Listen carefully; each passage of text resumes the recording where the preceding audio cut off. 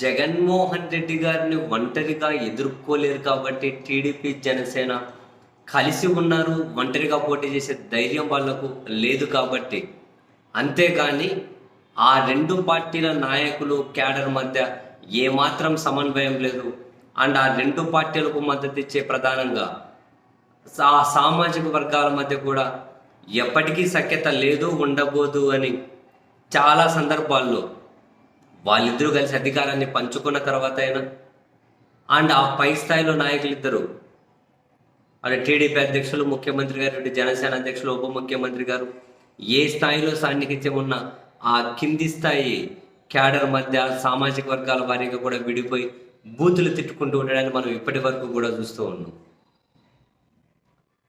And at the same time వీళ్ళని control చేయాలి అనే ఉద్దేశంతో టీడీపీ అధినాయకత్వము మీరు సైలెంట్ ఉండండి అని చెప్పింది.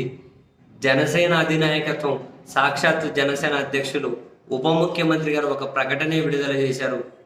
అభిమానులు ఏం మాట్లాడకండి, సైలెంట్ ఉండండి, అది ఇది ఒక పెద్ద ప్రకటన రిలీజ్ చేసుకుంటూ వచ్చారు. మీరు ఏదైనా కనుక తిట్టాలి, లేకుంటే మీరు ఏమైనా విమర్శించాలంటే వైసీపీని మాత్రమే, కానీ టీడీపీ కూటమి పార్టీల జోలికి రాకండి అని చెప్పి ఒక ప్రకటన రిలీజ్ చేశారు.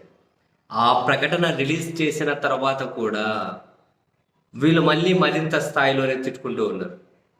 కుక్కలు కుక్కలు కుక్కలని పదాల నుంచి తగ్గకుండా రకరకాల ట్వీట్లు, రకరకాల మీమ్స్ వేసుకొని ఆ ప్రకటన వచ్చిన తర్వాత కూడా రాత్రి నుంచి ఇప్పటి వరకు కూడా చూడండి, మీ కుక్కలను అదుపులో పెట్టుకోకపోతే మళ్ళీ రాజమండ్రి సెంట్రల్ జైలు గురించి పదే పదే గుర్తు చేయాల్సి ఉంటుంది అని చెప్పి చంద్రబాబు గారిని వీళ్ళేమో ట్యాగ్ చేస్తూ ఉంటే జనసేన వాళ్ళు, అటువైపు ఈ టీడీపీ వాళ్ళేమో మేము అంటే ఉప ముఖ్యమంత్రి గారిని ట్యాగ్ చేసి జనసేన అధ్యక్షుడిని మేము ఈ మాటలు గౌరవిస్తాంలేండి, మీ కుక్కలు ఎంత మరిగినా కూడా మేము పట్టించుకోలేమని చెప్పి వాళ్ళు మళ్ళీ వీళ్ళను కుక్కలని వీళ్ళు వాళ్ళను కుక్కలని.